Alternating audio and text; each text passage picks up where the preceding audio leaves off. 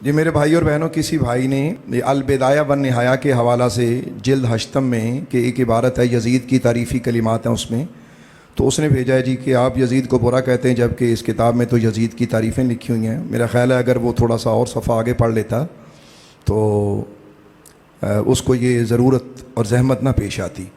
میں حیران ہوں کہ لوگ کیسی باتیں کرتے ہیں۔ سنیے گا جی، میں اصل کتاب میرے سامنے اس وقت البدایہ والنہایہ جلد ہشتم کھلی ہوئی ہے، اور اس میں یہ روایت جو بھائی نے پیش کی ہے عبارت وہ پیش کرتا ہوں کہ یزید میں حلم، سخاوت، فصاحت، شعر، شجاعت اور حکومت کے بارے میں خوشکن قابل تعریف خصلتیں بھی تھیں، اور وہ باہم مل کر رہن سہن کا بھی اچھا تھا۔ ساتھ ہی یہ عبارت لکھی ہوئی ہے کہ اور اسی طرح اس میں شہوات اور بعض اوقات بعض نمازوں کو ترک کرنے اور اکثر اوقات انہیں نہ پڑھنے کی عادت بھی پائی جاتی تھی۔ استغفر اللہ۔ تو یہ یزید کی عادتیں بلکہ بد عادتیں، اس کا بھی آگے ذکر ہے۔ ابھی تو آپ اور حوالہ سماعت کریے، انشاءاللہ تعالیٰ آپ کو یہ مسئلہ اچھی طرح سمجھ آ جائے گا۔ تو اسی کتاب میں البدایہ والنہایہ، یہ جس کا یہ بھائی نے یزید کی تعریفی کلمات ہمیں لکھ کے بھیجے ہیں، ذرا سنیے گا۔ آگے ہی اس کے متصل ہی ایک حدیث موجود ہے۔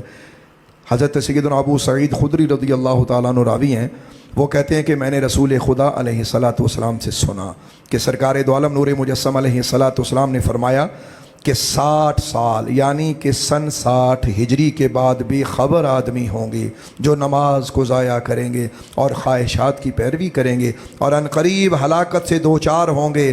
پھر کچھ بے خبر آدمی ہوں گے جو قرآن پڑھیں گے اور وہ ان کے گلوں سے آگے نہ جائے گا، اور 3 آدمی قرآن پڑھیں گے، مومن، منافق اور فاجر۔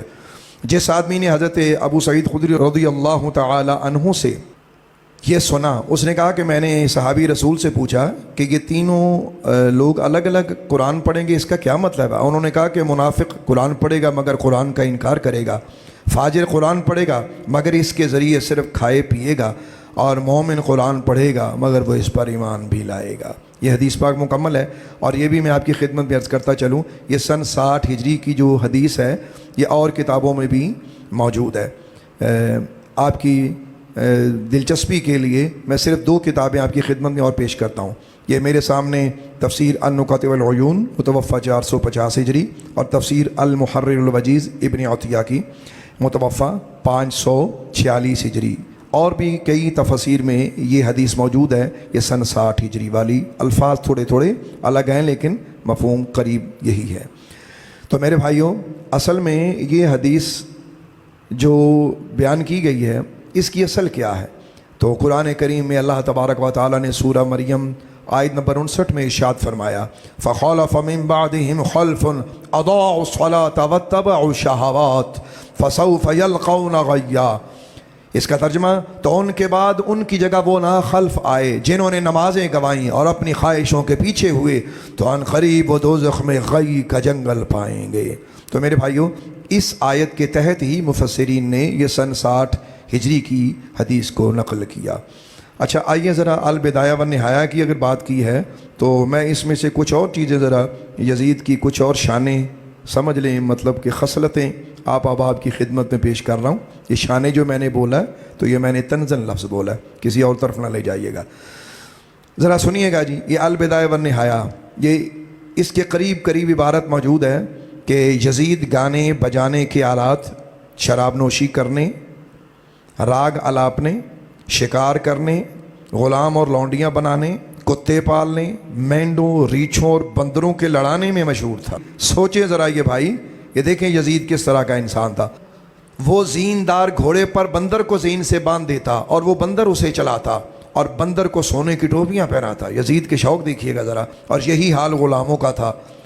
اور وہ گھوڑے دوڑایا کرتا، اور جب کوئی بندر مر جاتا تو اس پر غم کرتا۔ اور ایک روایت تو بڑی موجود ہے عجیب سی، تو یہ یزید کی موت کے بارے میں ہی ہے کہ یزید کیسے مرا۔ باقی اس میں بھی مختلف اقوال موجود ہیں یزید کی موت کے بارے میں۔ تو البدایہ والنہایہ میں جو اس وقت میری عبارت سامنے ہے وہ یہ ہے کہ یزید کی موت کا باعث یہ ہوا کہ اس نے ایک بندر اٹھایا ہوا تھا اور اسے نچا رہا تھا، تو اس بندر نے اسے کاٹ دیا۔ تو اللہ کی شان یہ دیکھو کہ یزید کی اس کے کاٹنے سے موت ہوئی، اور بھی کئی اسباب یہ تاریخ میں موجود ہیں، صرف یہی نہیں، جو مطالعہ کرنا چاہتے ہیں وہ تاریخ کی کتابیں دیکھ سکتے ہیں۔ اس کے علاوہ اسی البدایہ والنہایہ میں کیا ہی عجیب روایت موجود ہے، اگرچہ اس کی صحت پہ گفتگو کی جا سکتی ہے، لیکن البدایہ والنہایہ میں یہ بھی موجود ہے۔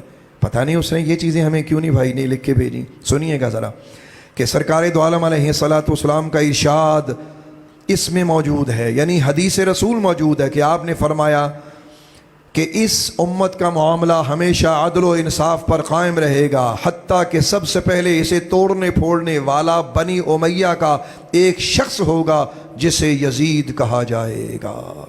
استغفر اللہ، العیاذ باللہ تعالی۔ اب آپ خود ہی دیکھ لیں یہ البدایہ والنہایہ کیا کہتی ہے۔ اس میں ایک اور حدیث پاک بھی موجود ہے کہ آگے حضرت سیدنا ابو ذر نے اس کو بیان کیا کہ میں نے رسول اللہ علیہ الصلوۃ والسلام کو فرماتے سنا کہ میری سنت کو بدلنے والا پہلا شخص بنی امیہ سے ہوگا۔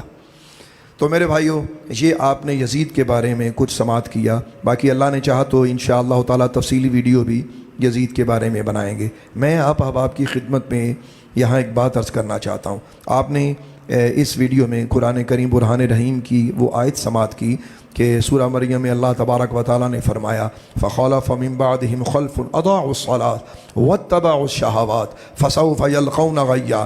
تو میرے بھائیوں، آپ غور کیجئے گا کہ اللہ تبارک و تعالیٰ کے اس فرمان علی شان کے نیچے سن 60 ہجری کی وہ روایات لکھ کر مفسرین کیا کہنا چاہتے ہیں۔ لیکن میں آپ سے ایک بات عرض کرنا چاہتا ہوں، یزید برا ہے، اس کے حامی برے ہیں، لیکن میں آپ سے یہ بات ضروری سمجھتا ہوں کہ مجھے کرنا ہے اور میں نے کر کے چھوڑنی ہے۔ باہر کے یزید کو برا کہنا بڑا آسان ہے، لیکن اپنے اندر کے یزید کو برا کہنا بڑا مشکل ہے۔ یزید میں یہ جو برائیاں تھیں، کیا آج مسلمانوں میں یہ برائیاں نہیں پائی جا رہی؟ کیا مسلمان اپنی نمازوں کو ضائع نہیں کر رہے؟ کیا مسلمان شہوت پرستی میں مبتلا نہیں ہے؟ میرا سوال ہے اپنے اس معاشرے کے سب بھائیوں سے کہ یہ کیا وجہ ہے کہ یزید سے تو نفرت ہے لیکن یزید کی سیرت سے نفرت کیوں نہیں؟ حسین سے محبت ہے لیکن مولا حسین کی سیرت سے پیار نہیں۔ ہم یہ درنگی چال کب تک چلیں گے؟ تو میرے بھائیوں، اللہ تعالیٰ ہمارے عقیدے کی اور ہمارے عمل کی اصلاح فرمائے، ہمیں آقا حسین کے نقش قدم پہ چلائے۔ اللہ تعالیٰ ہم سب کا حامی و ناصر ہو۔